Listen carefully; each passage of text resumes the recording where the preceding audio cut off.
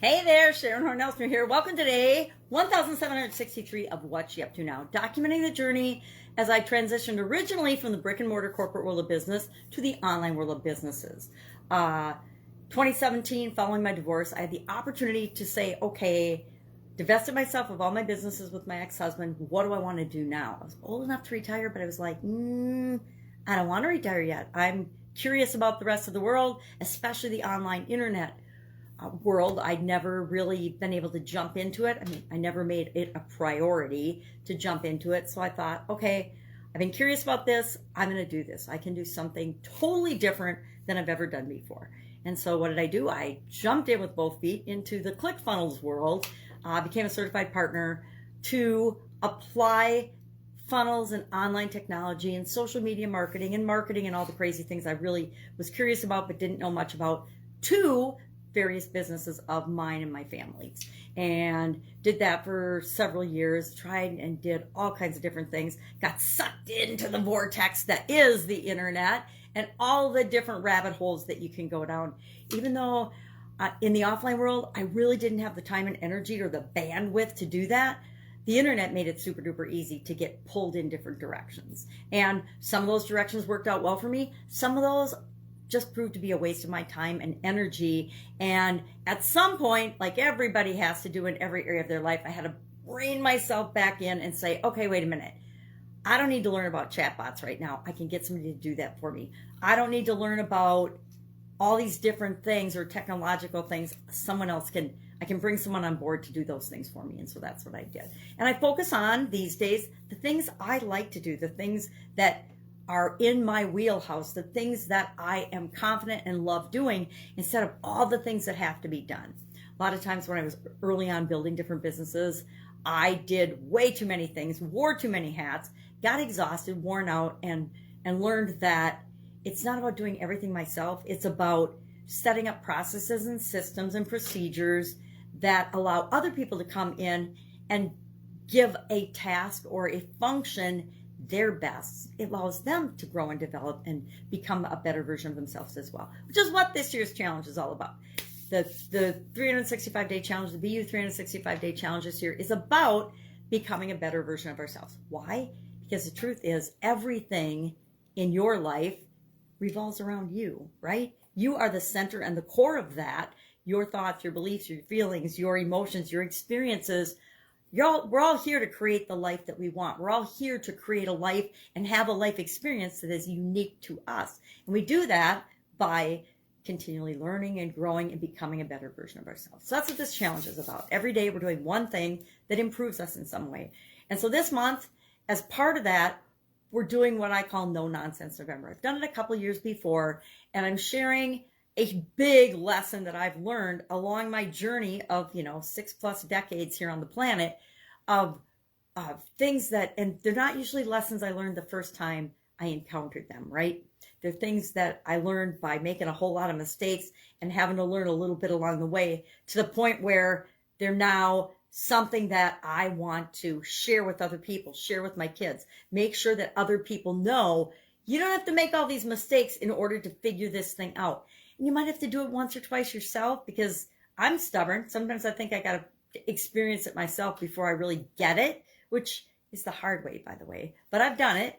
I think we all have to get our heart broken to know that we can survive it. We all have to deal with different challenges, and the challenges we face are different for each of us, in order to know that we are resilient and amazing and can figure things out, right? Solve problems and make decisions and choices for ourselves. So today's topic for No Nonsense November was to focus on what we want.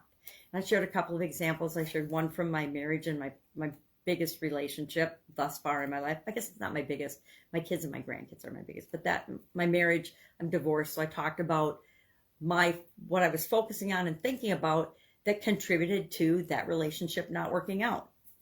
And how do I know? Because the relationship didn't work out. I imagined and believed, I thought at a core level, that I would be married once and I'd be married for my whole life. And that was what I thought was in my conscious mind. Yet there were doubts and fears and worries in my subconscious that bubbled up in my actions and reactions to certain things that caused events that ended up my marriage not working out. And like every situation and lesson, we have to take responsibility for our role and our part in that. Now, I didn't consciously know I was thinking and feeling and believing those doubts and fears and limiting beliefs.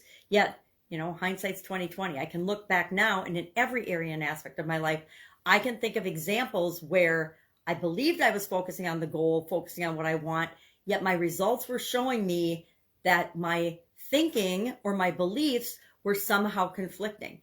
So many people say they want to be abundant and live an abundant life and be happy, yet subconsciously they have conflicting beliefs about money, beliefs about abundance, beliefs about happiness, beliefs about what's possible for them.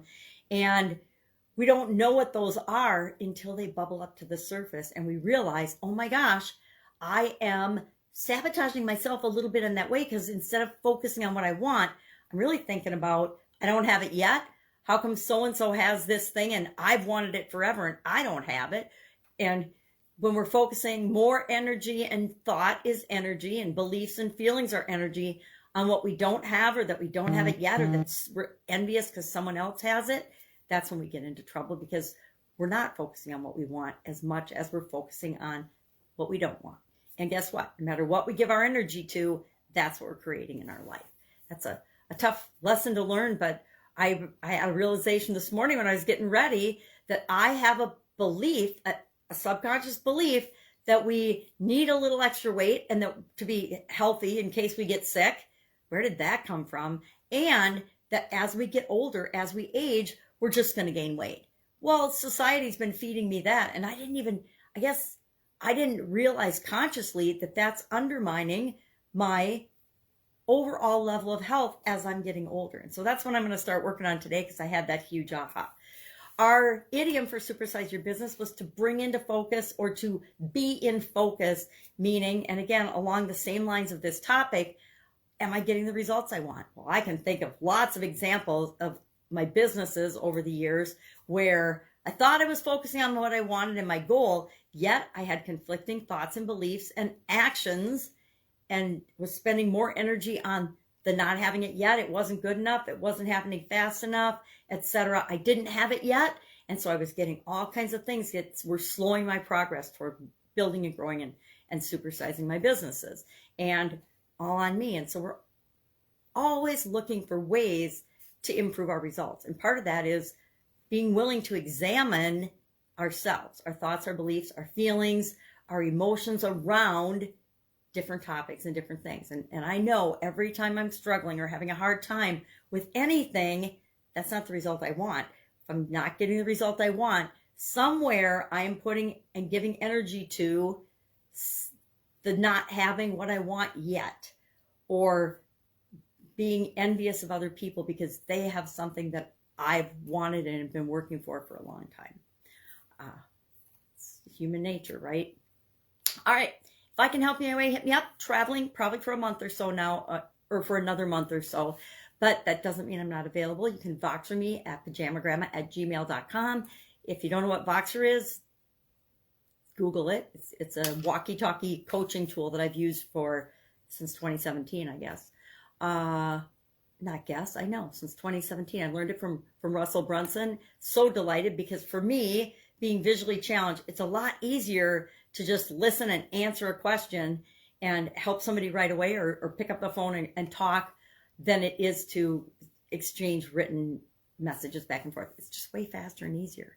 You got a problem, your question, you ask, get it answered, or my 2 cents on it, or lots of times I'm going to ask you a question back because you already know the answer, right? Whenever we ask a question, we know the answer. We just might not want to do the thing that we have to do, or think about the thing we have to do, right?